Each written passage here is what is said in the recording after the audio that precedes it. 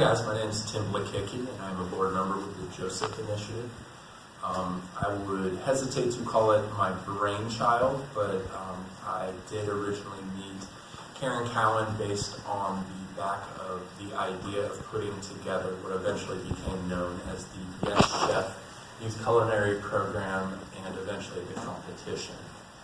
To give a little bit of the background of my own story in the kitchen, we actually in March did a presentation in front of the Awesome Foundation asking for a grant, and in that presentation I told a little bit of a lie. And in that presentation I described the moment that inspired me to cook, and it wasn't quite what I actually happened. So in, goodness gracious, it would have been 1997, my parents divorced. And for Christmas in 1997, my father was an alcoholic, and it was our first Christmas without my father that we spent all day with him. So we spent the morning with my mother, had breakfast, opened presents, and my father was at his house alone.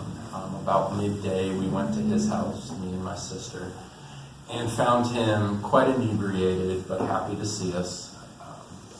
We had expected and talked for a long time about having a big Christmas dinner.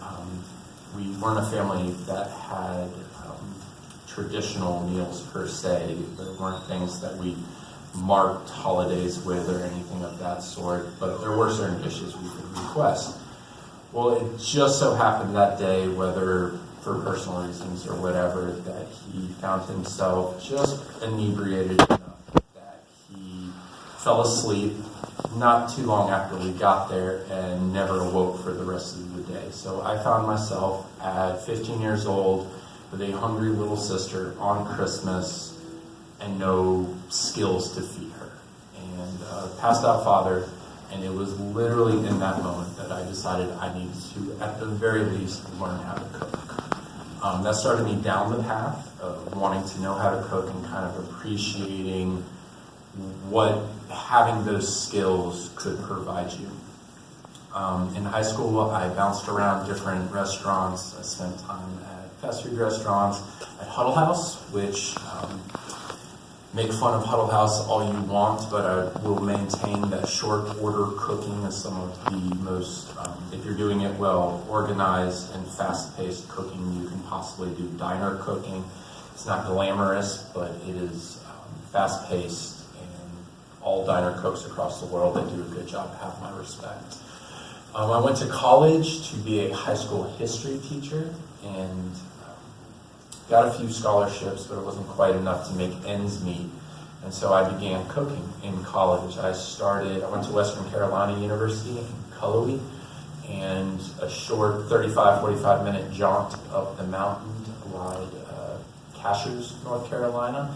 And in the early to mid 2000s, it was a booming tourist town full of second homeowners from Florida and Atlanta and Charlotte.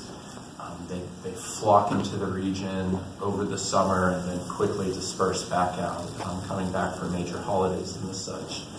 And so it was there I really kind of began to cut my teeth on the idea of a finer dining experience, and it's intoxicating. It is hard work, but there is something, it was there doing short order eggs and sloppy joes and burgers at Huddle House.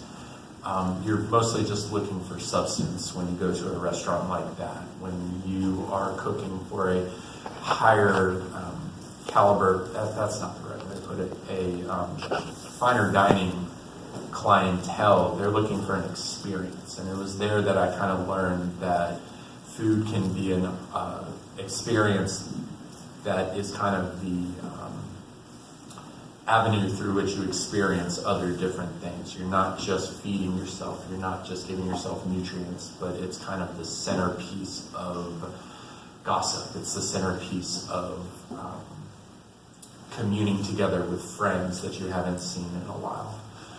So throughout college, I cooked in Cashiers at several different establishments, country clubs, fine dining restaurants. I balanced that with my schooling, so I never really worked full-time per se. I guess during the summer I was working 40, 50-hour weeks, but it was kind of the summer, it was kind of the wild, wild west, and things kind of just were what they were. But when I graduated, I actually moved to Charlotte and decided to kind of take a gap year, a leap year for myself, and not go directly into a career path and use my teaching license, but instead continue to pursue the culinary arts. And I kind of fancied myself an artist over an artisan, which I think was a miscalculation, because you, as a chef, you really are an artisan. I have a hard time believing that even as long as I've done it, that chefs are artists. I've heard arguments one way or the other, but I do think it's more of a blue-collared occupation rather than being an artist. But it was in Charlotte that I truly learned the power and privilege that comes with a 60-hour work week, the responsibility that comes with 6-day work weeks. It was a very small crew I worked with. It was 3 of us at times, kind of shuffling through a 14-hour day, sometimes even longer than that. There was no hierarchy per se. There was a chef, there was a sous chef, but the line cooks, we fancied ourselves pirates to a certain degree, and you just did what you had to do. If you cut yourself, you wrapped it with duct tape and you went about your business. I'm sure the health board didn't want to hear that. You washed dishes just as much as you grilled filet mignon. It very much was a catch-can attitude. I struggled to make ends meet in Charlotte for several different reasons.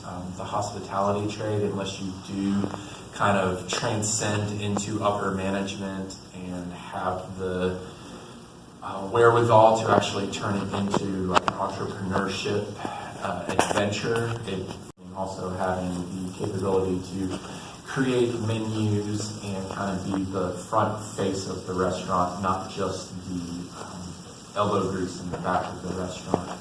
I got caught up in the 2008 financial crisis, and people stopped buying second and third homes, especially for $250,000, and they let a lot of their staff go. I eventually found myself at a restaurant that did probably the finest dining you've ever seen out of a building that was connected to a gas station in Franklin, North Carolina. It was, again, extremely difficult. I was the sous chef there, and I was an even smaller staff.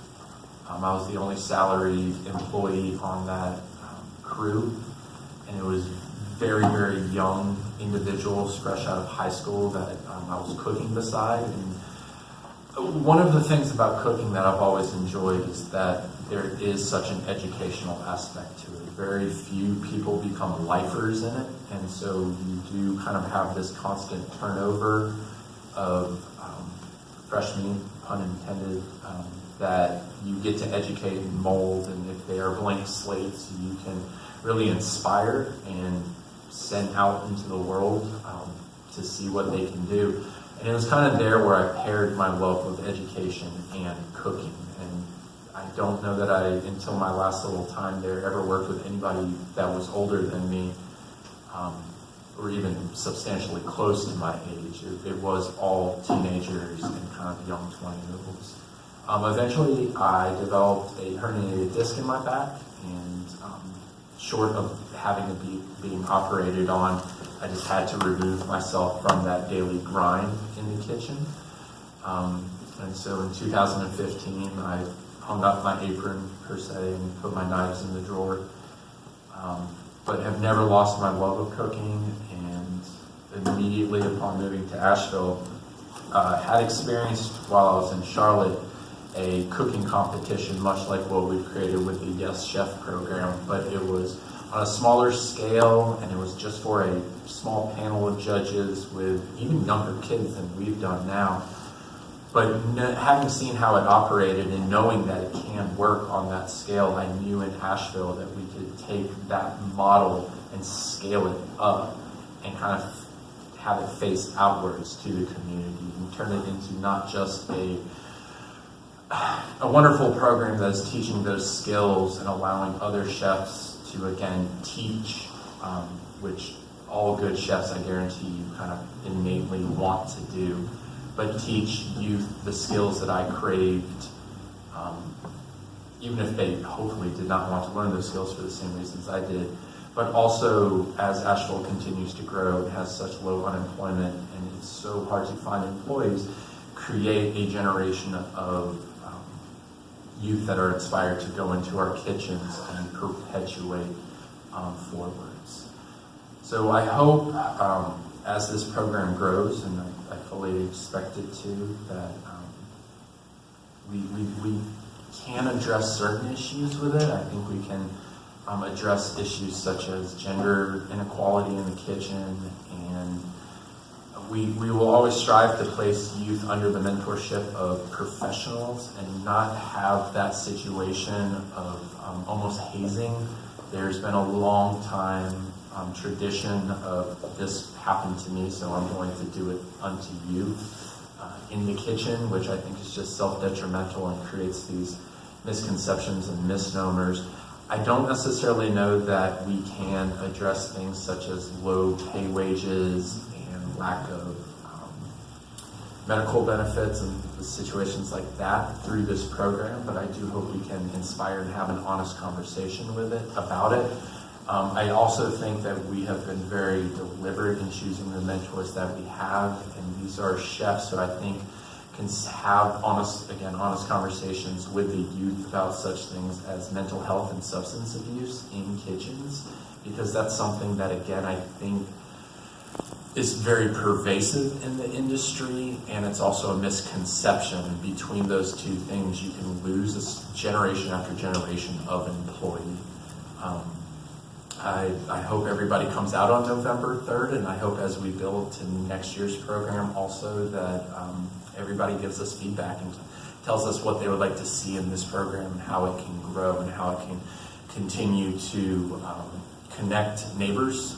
Food has that amazing ability, unlike a lot of other things that we all participate in every day.